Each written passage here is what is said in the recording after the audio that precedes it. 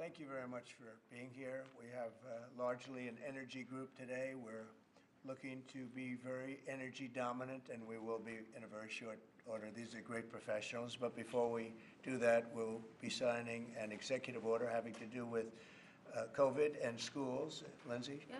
So this first executive order, it prohibits federal funding for COVID-19 mandates, vaccine mandates in schools. Okay, and that will meaning they want to clear that up, Yep. the discrepancy. So any schools that require students to be vaccinated with COVID-19 shot, then there's no more federal funding. So. Okay.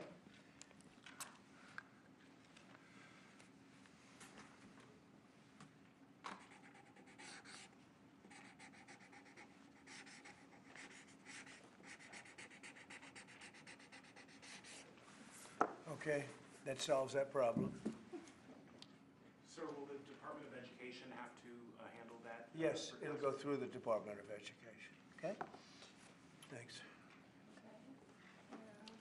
Can I make one comment, Mr. President? Yes, please. As a father of 9, thank you. We should have parental freedom to decide what vaccines our kids take, as opposed to school systems and governors forcing upon the people that love these kids the most, which is the parents. So thank you for citing that. Great, thank you very much. People wanted that very badly. Okay. Okay, and here is an executive order establishing the National Energy Dominance Council. So that will be chaired by the Secretary of the Interior, Mr. Burgum, and the Vice Chair, Chris Wright. And so this will reduce costs with respect to energy, establish American independence with energy, and also unleash energy dominance. Good, thank you. And this is a big deal. We have more energy than any other country, and now we're unleashing it, to put it nicely. And I'd like to ask Doug, you're going to be heading it up. You and Chris, would you say a few words about it, please? Yeah, absolutely, sir. Good afternoon. President Trump wisely understood that under the Biden administration, there was a war against American energy, and today that war officially has ended. President Trump on day one declared a national energy emergency, and this is a real emergency because under the Biden administration restricted the production of oil and gas. Production's still coming, but when you stop holding leases, when you take 625 million acres of land out of ocean land, out of production possibilities through an executive order, you're really restricting the balance sheet of America. But today, as President Trump said, this is unleashed. The National Energy Dominance Council will be made up, all the folks that are standing beside me here, other cabinet leaders and many more, represent President Trump's wise decision that we need a whole of government approach to unwind.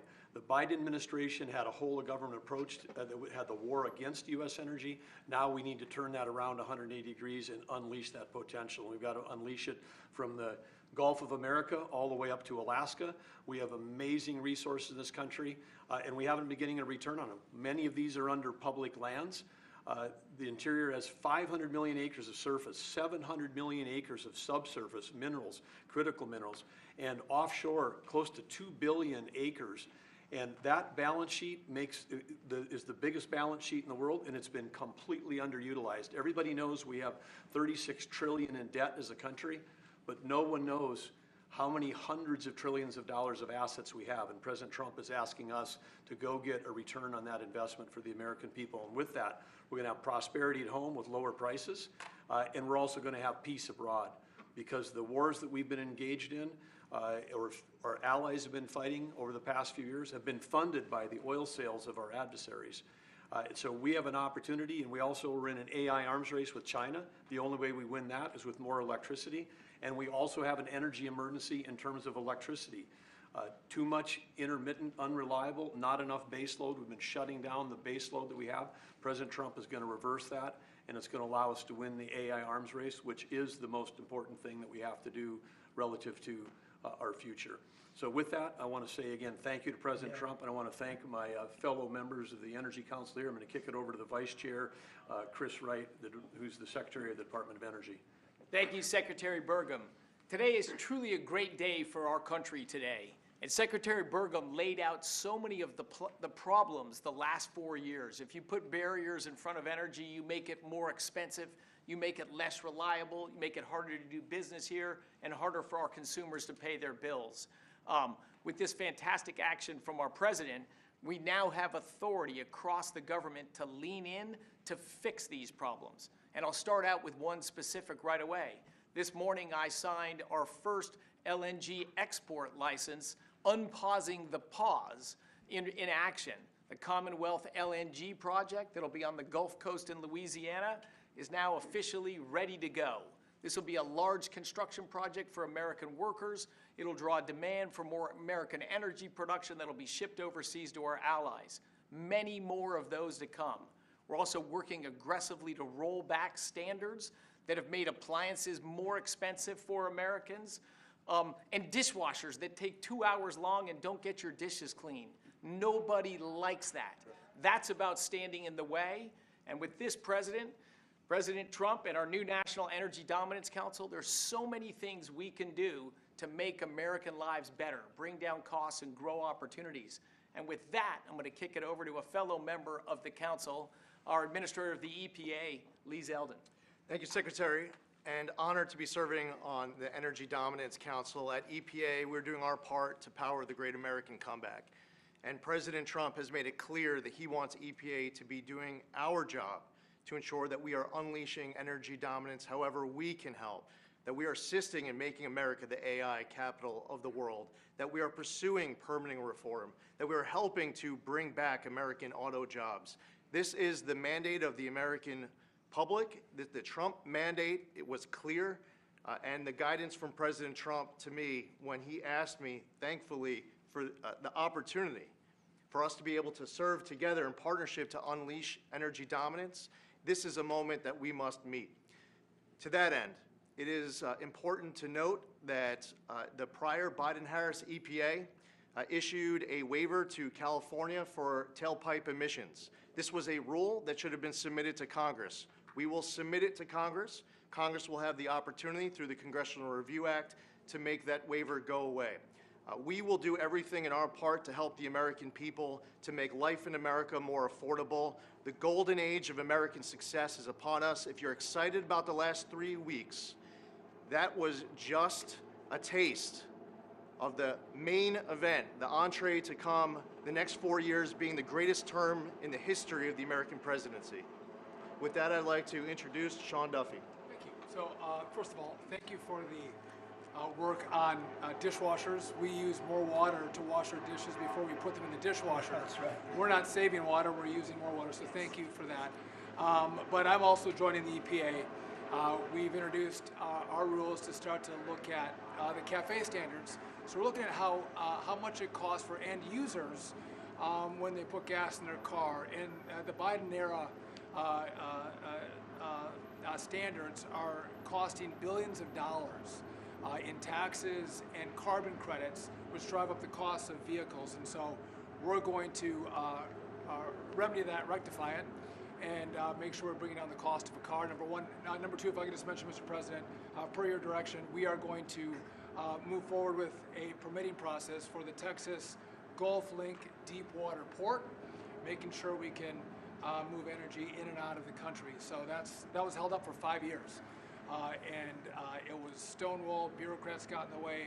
We're now going to move forward with that, making sure we have great oil infrastructure in the country. Great, thanks. Great And job. Howard Lutnick? Yes. So, the nanny state, you're feeling the end of the nanny state, from straws made of paper to regulation endlessly harming Americans and holding us back. It slows down our production and manufacturing, which we were talking about with the Prime Minister of India yesterday. You're hearing that about energy dominance. It's going to go away. We're going to care about Americans. The Trump administration and this president cares about Americans, and you're going to feel it change. You're going to feel the price of energy coming down. You're going to feel prices coming down. You're going to feel an explosion. The golden age of manufacturing of America has always been there. It's just been stifled by regulation, and that time is over.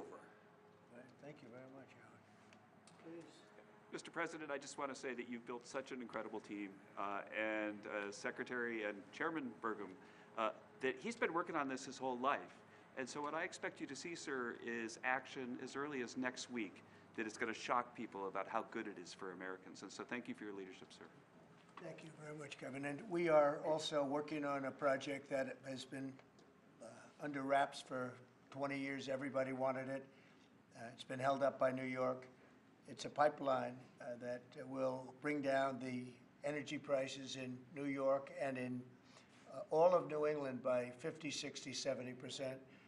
It should have been done years ago. We'll be speaking to New York, and New York is actually the biggest beneficiary because their energy costs are very high. This will reduce them very substantially.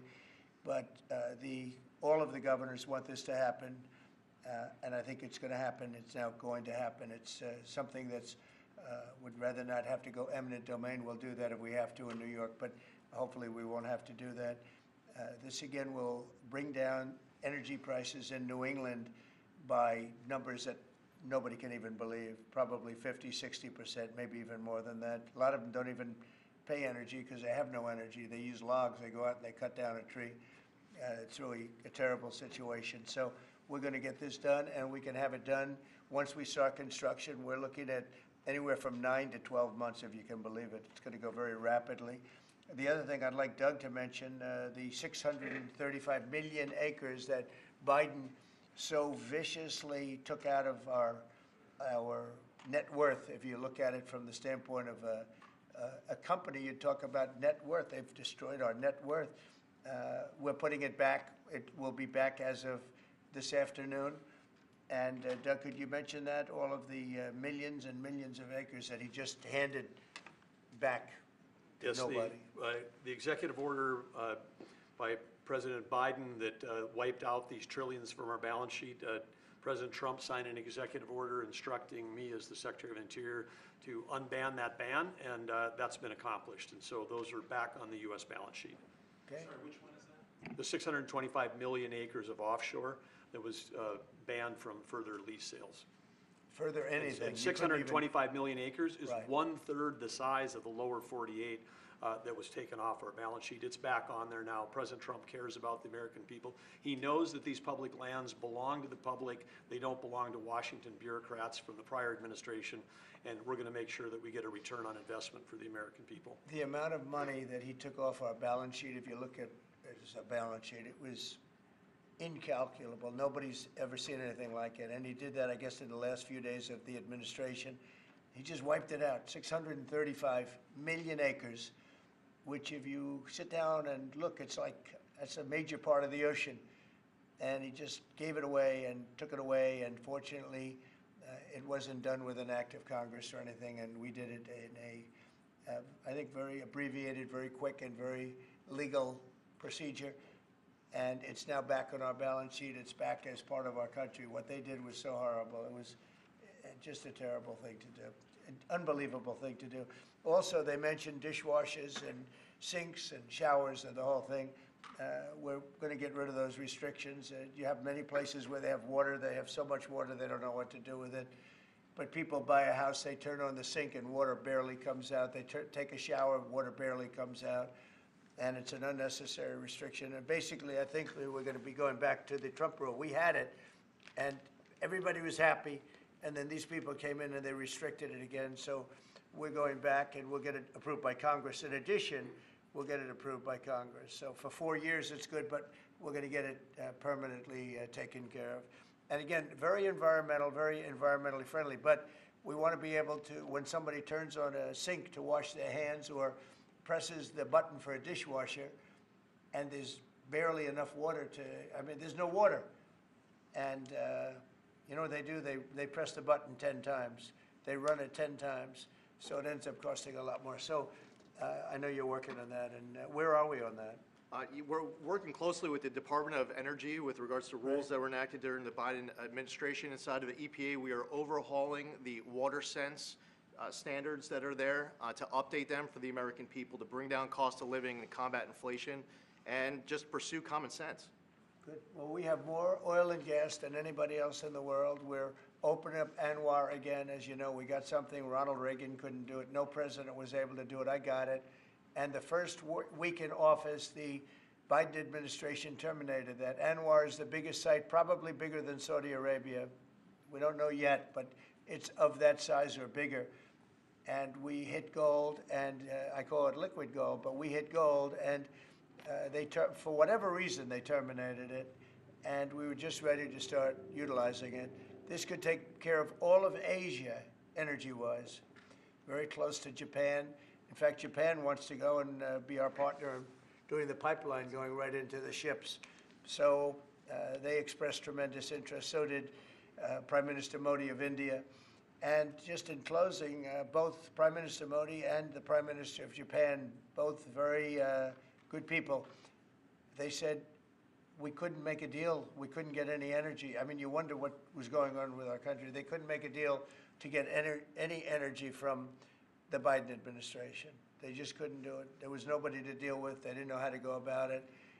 And they're very happy that we're here. But we're going to really benefit our taxpayers, and we're going to benefit our country. So I want to thank everybody for coming. This is a very big bill. This is really going to be energy dominant. We're going to be energy dominant like nobody else. And this doesn't even discuss all of the electricity that we're going to be producing for all of the AI plants. You know, they need double the electricity at least that we have right now. So you take all of our electricity that we have all over the country just for AI to do it right and to win that war, which we're leading by a lot because of what we've done over the last few weeks. We're leading by actually a lot.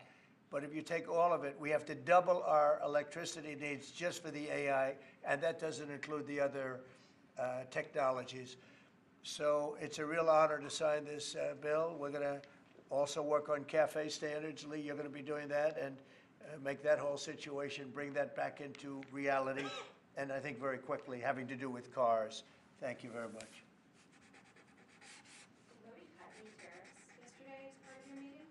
No, but in 2 weeks we will have another one. Yesterday was very big. Reciprocal tariffs was very big, and I explained to the Prime Minister of India, Prime Minister Modi, very good man, his tariffs are very, very high. India's tariffs are among the highest. And I said, well, now, you know, we were very low. We were the lowest. They're just about the highest. There are others as high, but not much higher. And I said, no, from now on what we do is what you charge us, we charge you. It's very simple. So whatever you're charging us, you can go as high as you want. Whatever you charge us, we charge you. Did you make any pledges? And I wouldn't say they were thrilled to hear that, but that's the way it is. Tariff, I told you, is a beautiful word. Fourth most beautiful. Did he make any pledges about BRICS nations not undermining the dollar? You had threatened Yeah. 100% tariffs. BRICS, the BRICS nations, I think that's breaking up very rapidly. We said that if they're going to go in and do anything to undermine the dollar, that includes China. I don't even know that they're a member of BRICS, but they had a few nations get together to try and play cute.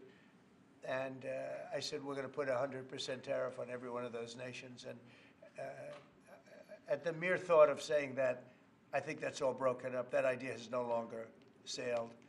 Now, that would be a terrible thing for our country. It would be bad for the world. They wanted to undermine the dollar. 6 nations got together. They want to undermine the dollar. That didn't work out too well. Not going to happen. And we're getting along with a lot of nations now, frankly. There's a lot of respect for the United States. We have regained the respect that we should have, but we've also done things to deserve it. I mean, we've freed up our country, and you're going to see this is basically energy dominance, and it's going to be environmentally clean, environmentally wonderful, and taxes will be very reasonable based on this. We're going to make more money than anybody's ever made with energy. We have more energy than anybody else, and it's clean energy, very clean, beautiful energy. We're lucky. We have it. I call it liquid gold under our feet, and we're going to utilize it. So this is a very big bill, and I have a very talented group of people behind me. This gentleman was the #1 man in all of the oil industry. They said there's nobody like him, Chris Wright. And you know Doug actually made a tremendous fortune in technology, and he said, I'm going to run for the governorship of, he loves his state, of North Dakota. And he did, and he made it so energy powerful that I think you're more proficient at energy than technology, but what do I know? And this guy, everybody knows him, Sean. He's done a fast study on transportation, and he knows, he's learned a lot over the last few months. He's learned a lot. He's really been great. And Howard has built one of the great companies, Cantor Fitzgerald. It was wiped out, completely wiped out, other than a few people left in Europe. And he rebuilt the company into a bigger, better company. Cantor Fitzgerald is one of the most, absolutely one of the top companies on Wall Street, stocks, bonds, trading. And he took that, I mean, he literally watched the plane go into the building, into the World Trade Center. Amazing story. That alone is an amazing story. He was delayed because his wife insisted that he finally, after years, take his child to school. So he took his child to school that one day, because normally he would have been in the building at 6 o'clock in the morning. That's that business, right? So you owe your wife a lot and your child a lot, right? But his wife insisted that he take his child to school. For 5 years he didn't do it. He was horrible. What kind of a father was he? Okay, I'll do it. And he was therefore driving down at 8:43, whatever the time was, down the West Side Highway, and he saw the plane go into the side of the building. He said, wow. And he occupied the top 3 floors of the World Trade Center, of the one building of the World Trade Center. And you know what happened there? He lost 100% of the people in that, his whole company was there. And he rebuilt his company step by step over years and became bigger and stronger. And he gave a tremendous amount of the profit to the families of the people that died, which he didn't have to do. And now he's working with us. He did an incredible job. I mean, anybody in that world, they know Howard Lutnick very well, and I'm honored to have him running commerce. He's going to be incredible. He loves the country. And Lee was a great lawyer, a great congressman, very successful person, both as a lawyer and as a congressman, and knows a lot about the environment, cares about the environment. And we were lucky that I was very happy that you joined. And he was with me right from the beginning, always was with me, and I've always been with him. And Kevin Hassett, we know everybody knows Kevin, and he's fantastic. And you and Lindsay, you and your team are incredible. The job you've done, we really appreciate it. Thank Will. And the job you guys are doing is really fantastic. We're knocking this out. Brian, do you have a question? I actually do. What kind of piqued my interest is growing up on the Texas Gulf Coast, natural gas, the LNG that you mentioned. Yeah. What's the potential for like new jobs or growth in that area? I mean, that part of the country, Southwest Louisiana, Southeast Texas, they depend on that. I would say that potential is simply tremendous. You know, 20 years ago, the United States was the biggest importer of natural gas in the world. And we had natural gas prices 2 or 3 times higher than they are today. But with shale revolution and great entrepreneurs in Texas and Louisiana and across our great country, we are now today the largest net exporter of natural gas in the world. And so much of the world is depending upon natural gas is the fastest growing energy source, has been for 50 years. We were the driver of that, and then we paused. We stopped our ability to grow natural gas exports. Both the Japanese government and Indian government expressed great distress about that. They're going to count on energy imports from the U.S., and we may just change our mind. So I think they're thrilled to see the actions of this president say America's open for business. Yes, we have the energy, we have the people, we have huge job opportunities and investment opportunities, not just in the oil and gas industry, but all those surrounding communities that are lifted up by that more production here. And as we produce more production at scale, not only does it allow us to export, but it becomes more efficient, and it helps us drive down the cost for our domestic consumers as well. Yeah, I know they're really happy, so just let you Thank you, because I grew up in that area. Thank you, Brian. And I will say this, that this all started 8 years ago when I got elected. We were doing this, not to the extent that we're doing it now, but we were doing this, and we became number 1 in oil and gas by far. And we were number 3, even number 4, some would say. When I left, we were number 1 by a lot. And then they pulled way back, and the prices started going through the roof. And then they went back to my plan, but by that time the prices had already gone up, so they really disrupted it. but now we're going to take it to a new level. It's going to be amazing. And we're also, it's very powerful, clean coal. We have more coal than anybody. This is good, beautiful, clean coal. And if you notice, China's opening up a coal plant a month. Germany is now opening up a coal plant every 2 months. Very powerful. It's probably the most powerful source of energy in terms of generation of electricity and other things. And we're going to utilize our good, clean, beautiful coal and oil and gas. We have more than anybody of everything, and we're going to take advantage of it. And I appreciate everybody being here. Yeah, On the energy, please. can I ask you, sir, about what's happening in Munich? Senator Roger Wicker shepherded Defense Secretary Hegseth through his confirmation. He got him through that process, and then he had some tough words for him overseas. He said it was a rookie mistake for Secretary Hegseth to outline what would or would not happen as far as Ukraine's membership in NATO goes. And then I haven't heard that. I mean, Roger's a very good friend of mine, and Peter's obviously, he's been doing a great job. Did you know what I he haven't was heard. gonna Let me look at. You tell me something. I have not heard about The this. question I had is, were you aware of what Secretary Hegseth was going to say in his speech at NATO? Generally speaking, yeah. Generally speaking, I was. So I'll speak to Roger. I'll speak to Pete. I'll find out. Mr. Why President, did you Mr. not President. hear? Energy Dominance Council, that Yeah. is for all forms of energy? Does that include All wind and solar? forms of energy. Yep. And the pipeline you mentioned, sir, is that Constitution Pipeline in New York? Yes. Can you, is that the I project? believe that's so, finished? right? Yes. Yeah, that's what it is. And, you know, they've been trying to get it for 20 years. And what it means is for New York, upstate New York, and even everywhere in New York, also other states, but in particular New England, that New England will now, I think, will cut the energy prices, and big cuts in New York too, but cut the energy prices literally in half. We have the permits. We have permits that just about everything we need a New York permit, and I would imagine they want to do because their energy prices will come down so far. And it's a lot of jobs for New York. It's a great thing for New York. Everybody wants it. We'll be meeting with the various governors, Governor of New York, and the other governors too. And we can have it built in about 9 months, and let's say 1 year, but we can actually have it built in pretty close to 9 months. It's all set. We have most of the permits, almost all of the permits. And on just, you're prioritizing energy dominance today. You've also prioritized trade balance. The oil industry is a little worried about the steel tariffs. I mean, they put 20,000 feet steel in the ground at a well. How will you balance that? Is there a possibility? You're talking about steel and aluminum. Indeed, steel tariffs. So the steel, I saved the steel industry in my first term by putting on tariffs because China was dumping massive amounts of steel.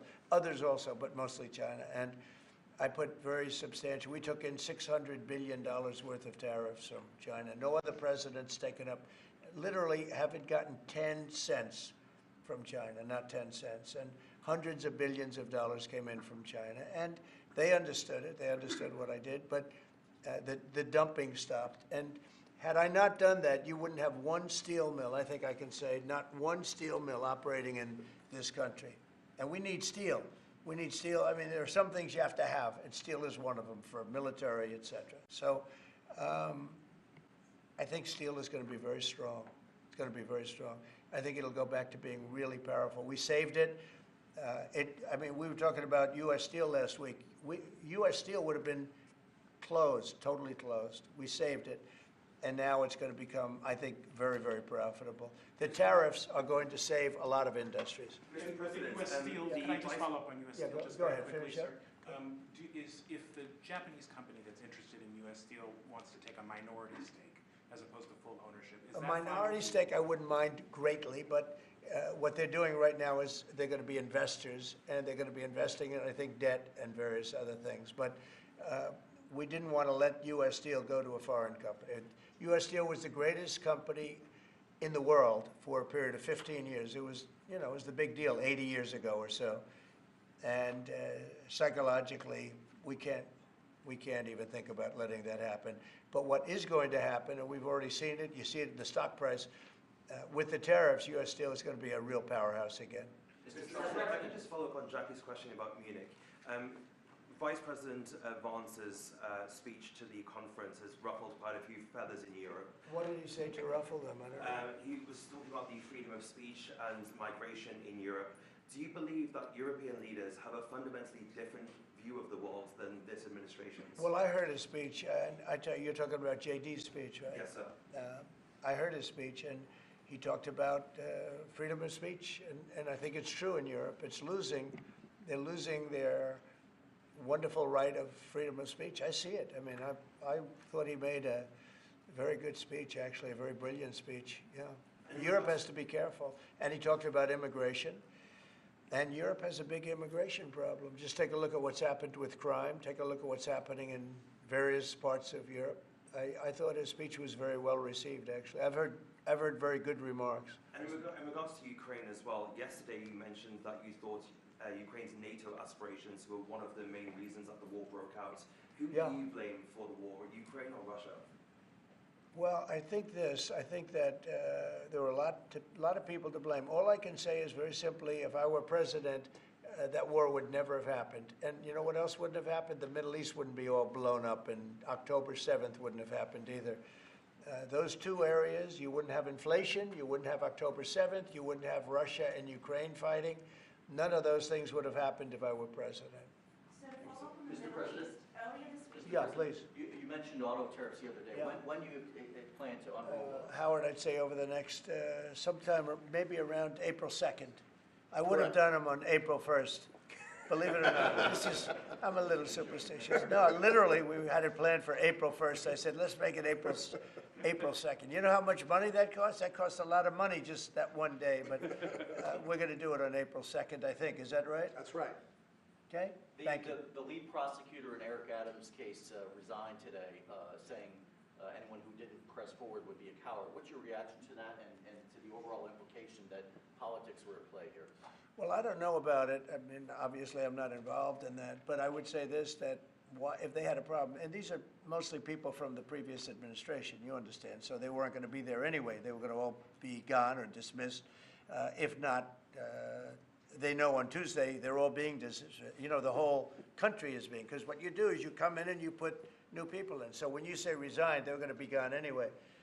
But I know nothing about the individual case. I know that they didn't feel it was much of a case. They also felt that it was unfair with the election. Look, I would know that better than anybody because I was weaponized more than any human being in the history probably of the world. And I won the election in a landslide, winning all 7 swing states, winning the popular vote and everything else because the people got it. It was weaponized, and I was weaponized literally weeks before the election. But I think there's also something to be said. I read that. There's something to be said for what they were doing. It looked to me to be very political. But why didn't they bring this up like 4 or 5 weeks ago, 6 weeks ago, or whenever it happened? You know, they just sat around and didn't complain. Then all of a sudden they complain, and they know they're all being dismissed anyway. So, you know, that's the way it is. That's called politics, I guess. Mr. President? Yeah, please. Earlier this week, you predicted that all hell would break loose if Hamas didn't hand over all of their hostages. What do you expect to happen tomorrow in terms of I don't know what's going to happen tomorrow at 12 o'clock. It was up to me. I'd take a very hard stance. I can't tell you what Israel's going to do. But I watched the last people come out, and I looked at a before and an after picture. One guy was a big, strong, healthy guy. You could say he was a little bit overweight. He's not overweight anymore. He looks like he just came out of the Holocaust. It looks like a Holocaust picture. I've looked at him for a long time, and they've been treated very badly. The young lady came out last week. Her hand was blown off. I mean, literally, her hand was trying to stop a bullet that was headed for her face. She put up her hand. She goes like this and wiped out her fingers and a lot of her hand. Now, I would take a different stance, but it depends. Look, it depends what Bibi's going to do. It depends what Israel's going to do. But and now I understand they've totally changed. Hamas has totally changed. They want to release hostages now again. But you have to see, this started by them saying, we're not going to release the hostages as we said we were. I said, good. You have till 12 o'clock on Saturday, which is tomorrow at 12 o'clock to do it. And we didn't hear anything. Then all of a sudden, 2 days ago, they said, no, we've decided we're going to release the hostages. So, but I actually think they should release all of the hostages. Remember, they're probably as bad as they looked. I mean, I don't like to say that, but they looked real bad 4 days ago, 5 days ago when I saw them. And the young ladies that came out were treated really badly. You don't know what happened, but I do. They were treated really badly. But as bad as they look, the ones that follow probably will look a lot worse. I think they're sending out their most healthy. And they've been hit hard on that, Hamas. So they probably didn't want to release. But obviously they changed their mind. I said 12 o'clock tomorrow, and all of a sudden 2 days ago, yesterday, they said they're going back to releasing. But this all started by them saying, we are not going to release any more hostages. And then yesterday they said they are going to release the hostages. But I think they should release all of the hostages. About 75,000 workers took this deferred resignation. It's a little bit short of the 5 to 10% goal you were hoping to hit. Do you think you'll have to make up the rest of that number in layoffs? No, look, that's 75,000 more than we would have had, and nobody knows what that final number is, because in the end, I think a lot of people aren't going to show up to work. A lot of people, they got used to staying home and quote, working. But, you know, I wonder if they had other jobs or other things. You know, they have a lot of problems with that. No, 75,000 is a lot of people. And we paid them well. You know, we gave them a lot of months of severance pay, if you call it that. But no, I think you'll probably have some more too, in addition. It's a big, tremendous saving for our government. We want to downsize government, but make it better. Run it better, but downsize. Yeah, please. So can I ask about the UK? I understand that you had a phone call with Keir Starmer yesterday. I did. I just signed a letter to him. He asked for a meeting, and I agreed to the meeting. We're going to have a friendly meeting. Very good. We have a lot of good things going on. But he asked to come and see me, and I just accepted his asking. Do you have a date for that, sir? And what do you hope to Very soon. I think he wants to come next week or the week after. And what do you hope to discuss? I don't know. It was his request, not mine. But, you know, I've met him twice already. We get along very well. He's a very nice guy. Thank you very much, everybody. Thank you. Thank you very much. Appreciate it. Thank you, Brian. Will there be carve-outs, sir? Thank you, press. Thank In you. the tariffs? Thank you, press. Thank you, press. Thank you, sir. Thank you. Thank you, sir. Thank you. Good job. Thank you. I know it's hard. Thank you, guys.